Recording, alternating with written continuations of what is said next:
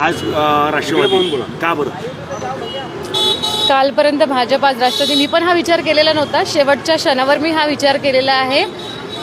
मला असं वाटलं की पक्षाने कुठेतरी कार्यकर्त्यासोबत अन्याय केलेला आहे आणि महिला कार्यकर्त्यावर सगळ्यात जास्त केलेला आहे. कारण की महिला कार्यकर्ता सोडून त्यांनी कार्यकर्त्याच्या पत्नीला तिकीट दिलेली आहे. तर याबद्दल पण थोडं वाईट वाटलं. आणि माझ्या ताई सहयोगी माहुरे ताई पण माझ्यासोबत आहे. तर आमची दोघांची पण अशी सहमती झाली की नाही, आम्ही काहीतरी थोडासा पार्टीला पण विचार करायचा एक हे देऊ की जर असं मनमानी जर करत गेलं तर मग काहीच अर्थ राहणार नाही. या निवडणुकांना काहीही मतलब राहणार नाही. आणि सर्वे झाला कशाचा सर्वे झाला मला हेच नाही समजत आहे. सगळेजण मला फोन करून सांगत होते, ताई तुमचं आम्ही इथून नाव गेलेलं आहे, असं झालं आहे, तसं झालेलं आहे. आणि मग वेळेवर तिथे तिकीट जाते दुसऱ्याला. म्हणजे त्याच्याबद्दल थोडं एकदम म्हणजे वाईट वाटलं की बा असं कसं होऊ शकते. हे सगळं तिकीट देण्यामध्ये काहीतरी भ्रष्टाचार झाला असं वाटतं? बिलकुल निश्चितच झालेला आहे. सगळे पक्षश्रेष्ठी लोक भाजपचे निवड खोटं बोललेले आहे माझ्यासोबत. बी फॉर्म घरी गेल्यावर मी फोन केला त्यांना, त्याच्यानंतर सुद्धा ते मला म्हणतात नाही अजून व्हायचंच आहे तुमचं. मोठ्या प्रमाणात भूमिपूजन झाले. त्या भूमिपूजन मध्ये तुम्ही सहभागी होते? बिलकुल होते. काय म्हणाल त्या भूमिपूजन बद्दल? काय म्हणणार आहे, वेळेवर झालेले भूमिपूजन आहे. सगळ्यांनाच माहिती आहे, मला पण माहिती आहे. ते पक्के भूमिपूजन होते का फक्त जनतेला दाखवण्यासाठी स्टंट होते? निवडणुकीच्या आधी घेतलेले आहे. तर मग आता त्याला मी काहीच नाही म्हणू शकत. तुम्ही भाजपला काय सल्ला देणार? तुम्ही एवढे सक्रिय कार्यकर्ते होते आणि ऐन वेळेवर तुम्हीच नाही तर खूपशा लोकांसोबतची कोंडी झालेली आहे. खूपशे लोक नाराज आहेत. आज काही कार्यकर्त्यांनी, आजी माजी कार्यकर्त्यांनी नारळ फोडले कृष्णाभाऊ खोपडे यांच्या कार्यालयामध्ये आणि रामराम ठोकलेला आहे. कसं बघता याला आणि काय सल्ला द्याल? निश्चितच एवढ्या वर्षापासून मी काम करत आहे, 12 वर्ष झाले सतत काम करत आहे. घराकडे मुलांकडे दुर्लक्ष करून मी पार्टीचं काम केलेलं आहे. जिथे म्हटलं तिथे, जेव्हा म्हटलं तेव्हा आम्ही तिथे गेलेलो आहोत. जो आदेश आला त्याचं पालन आम्ही केलेलं आहे.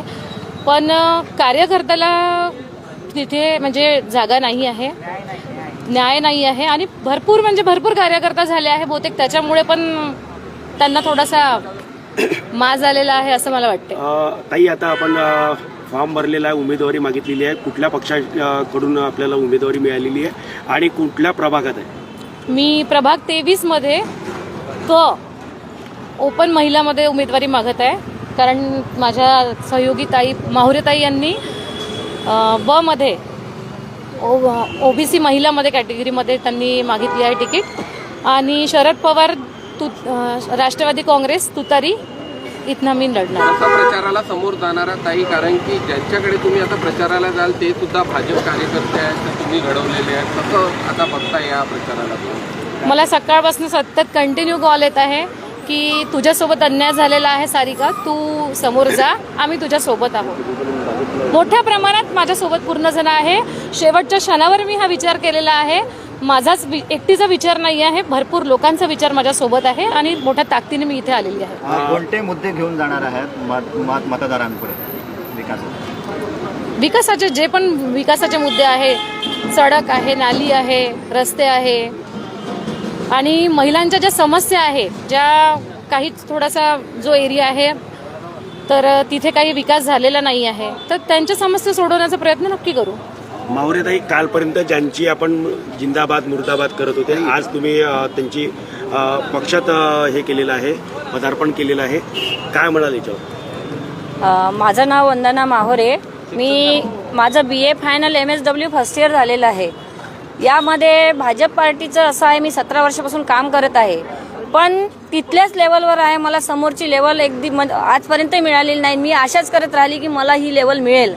पण मला ते निराशा आता 15 मिनिटात मला एक डिसिजन घ्यावं लागलं. कारण की मी OBC महिलामधून फॉर्म भरलेला होता आणि मला आश्वासन पण दिलं होतं की तुम्हाला चान्स मिळेल.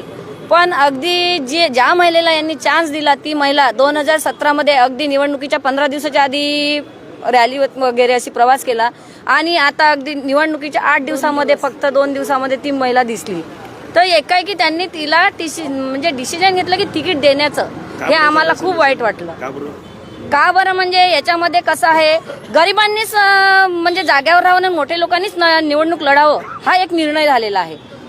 याच्यामध्ये आर्थिक परिस्थिती बघितल्या गेली, आर्थिक परिस्थिती डाऊन असली तो व्यक्ती लढू नाही शकत का, हे म्हटलं होतं ना. म्हणजे भाजपमध्ये पैसा बोलतो. हा, माझं म्हणणं तेच आहे का ज्यांची तुम्ही परिस्थिती बघत आहे ना, का हा लढू शकतो का, तुमची कॅपॅसिटी आहे का, हा शब्द वापरला गेला. मग हा शब्द कसा आहे, आर्थिक परिस्थितीवरच अवलंबून मला आहे. विचारलं, मला विचारलं, माझ्या अजून लोकांना विचारलं, मग काय म्हणाले, काय होतं? मी तिकीट मागितली, मागायला गेली, वेळेपर्यंत सांगितलं की डिसिजन व्हायचं आहे, सर्वे झाला त्याच्यानुसार होईल, सर्वेमध्ये तुमचं नाव गेला ही मला कमीत कमी 6-7 लोकांनी सांगितलं. मग सर्वेनुसार होईल तर हे कसं झालं, याच्यामध्ये काय काय घोळ आहे याच्यामध्ये. भुवनेश्वर भाऊ, आम्हाला सांगा की नेमकं आज राष्ट्रवादीमध्ये काही पदार्पण झालेले आहेत, काय म्हणाल म्हणजे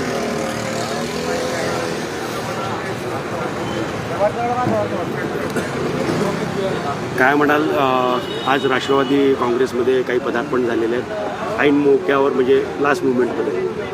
ज्या भारतीय जनता पक्षाला ज्या लोकांनी, ज्या कार्यकर्त्यांनी रक्ताचं पाणी करून मोठं केलं, तो पक्ष मोठ्या झाल्याच्या नंतर त्याच लोकांकडे दुर्लक्ष करण्याचं काम त्यांनी केलं. आज भारतीय जनता पक्ष 2004च्या पूर्वी ज्या पद्धतीचा होता त्या पद्धतीचा राहिलेला नाही, असं सर्वसामान्याचं मतसुद्धा झालेलं आहे.